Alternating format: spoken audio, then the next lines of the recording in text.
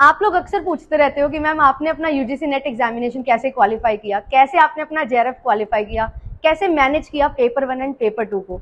तो मैं आपके सामने पेपर 2 की बहुत सारी स्ट्रेटजीज लेके आती हूँ। आज मैं आपको मिलवाने वाली हूँ उनसे जिनसे मैंने अपना पेपर 1 पढ़ा, स्ट्रेटेजाइज किया और समझा कि किस तरीके से पेपर 1 को पढ़ना चाहिए।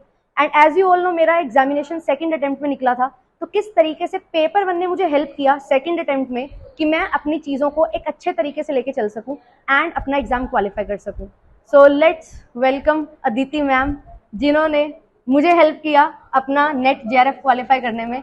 और ओवर द टाइम मैम कैसे पेपर 1 हेल्प करता है? तो मुझे पहले तो बहुत अच्छा लग रहा है द आयुषी टॉक शो में आके, but it's really nice. I think जानते तो देखो हम सब लोग है कि पेपर 2 हम लोग अपने मास्टर्स में बहुत पढ़ते हैं।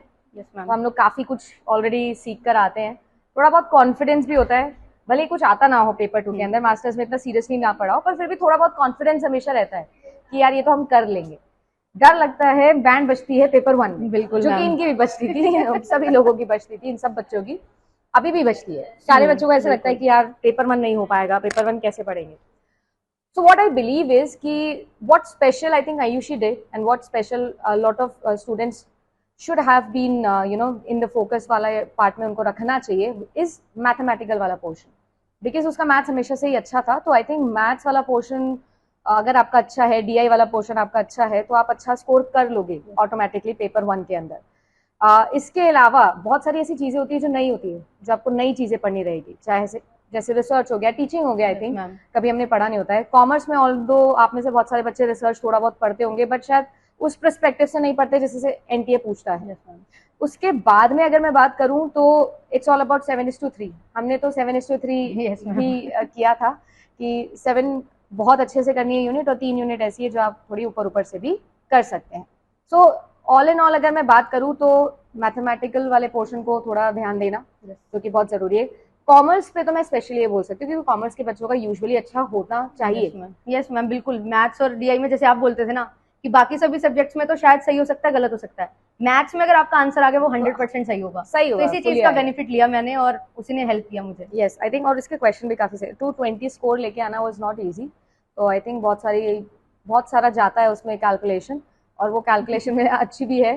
तो मैथ्स हो गया, डीआई वाला पोर्शन हो गया। डीआई में कितने सही थे? 4 आउट ऑफ 5। ओके, तो डीआई में अगर आपके 4 आउट ऑफ 5 सही होते हैं तो भी बहुत ही बढ़िया बात होती है।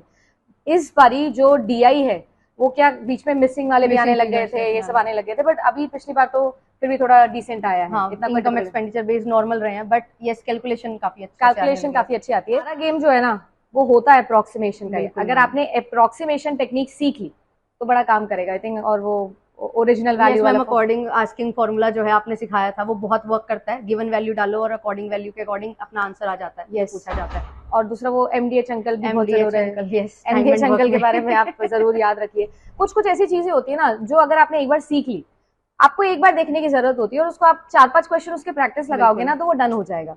तो मैथ्स में और डीआई में आपका बेनिफिट ये होता है कि इट्स ऑल अबाउट अप्रोक्सीमेशन। आप कर लो थोड़ा बहुत, और 5-6 क्वेश्चन आपने करे and you are done for it. इसके अलावा आई थिंक जो बहुत स्कोरिंग चीज आप लोगों के लिए हो सकती है वो आईसीटी वाला पोर्शन। Yes ma'am. आईसीटी में जैसे मैं अगर बताऊं तो मेरे को भी बहुत डर लगता था, बहुत सारी चीजें हैं, बट उसको थोड़ा थोड़ा प्रीवियस ईयर के पैटर्न पे किया, धीरे धीरे जैसे आपने बताते गए वैसे वैसे हम करते गए ना, तो वो बहुत इजीली याद होने लग गया क्योंकि समझ आने लग गई। समझ होना और फिर याद कर पाना बहुत इजी हो जाता है। और डेली यूज इतना करते हैं ना, डेली इतना यूज करते हैं। लाइक आप ये वीडियो भी तो कैसे देख रहे हो, आईसीटी नहीं आता। अगर आपको आईसीटी नहीं आता तो आप ये नहीं देख पाते, तो आपको आता तो है। सेम चीज मैथ्स के साथ है, सेम चीज आईसीटी के साथ है, आती है, बस कॉन्फिडेंस नहीं है। तो सारा गेम कॉन्फिडेंस का है कि अगर आपने थोड़ा बहुत कॉन्फिडेंस गेन कर लिया ना पेपर 1 के अंदर, तो 35 से 40 क्वेश्चन सही करना मुश्किल नहीं है। बिल्कुल जिस हिसाब के रिसोर्सेज आज अवेलेबल है, और आज जरूरत भी है मैम। 35 से 40 के बीच में ही रहना पड़ेगा। वो 31 या उससे कम 30 कट ऑफ हाई हो रही है। 30 से कम में तो आप सर्वाइव ही नहीं कर पाओगे लाइक जेआरएफ के लिए।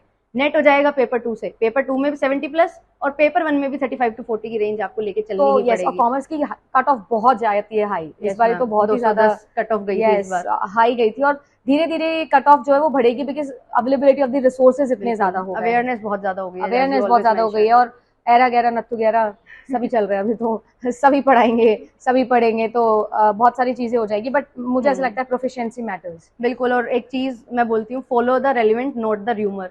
तो वो रेलिवेंट चीजें फॉलो करना बहुत ज्यादा जरूरी है, एंड जेआरएफ अड्डा हेल्प करता है वो चीजों को आगे बढ़ाने में। Yes, And yes, we will try level best, चाहे वो जेआरएफ अड्डा यूट्यूब क्लासेस हो, इन एनी सेंस। जेआरएफ अड्डा मतलब every umbrella, Yes, ma'am. Umbrella term है ना, चाहे वो कॉमर्स स्पॉटलाइट हो, चाहे वो गुरुकुल हो, चाहे वो आपका जेआरएफ अड्डा चैनल हो, बिल्कुल। वो हम सब ये ट्राई करेंगे यूट्यूब पे भी कि अगर फ्री कंटेंट है, जैसे कल परसों आयुषी का एक कमेंट मैंने पढ़ा था, हम लोग डिस्कशन करेंगे उस कमेंट पे भी कि पढ़ाते बहुत लोग हैं बट जो फ्री में जिस लेवल का कंटेंट जो है वो आप दे रहे हो वो बहुत ज्यादा मैटर करता है, राइट। और वो चीज बहुत ज्यादा हमारे लिए मोटिवेटिंग होती है Yes, ma'am. कि आप True. उस फ्री कंटेंट को वैल्यू कर रहे हो, दैट मैटर्स अ लॉट।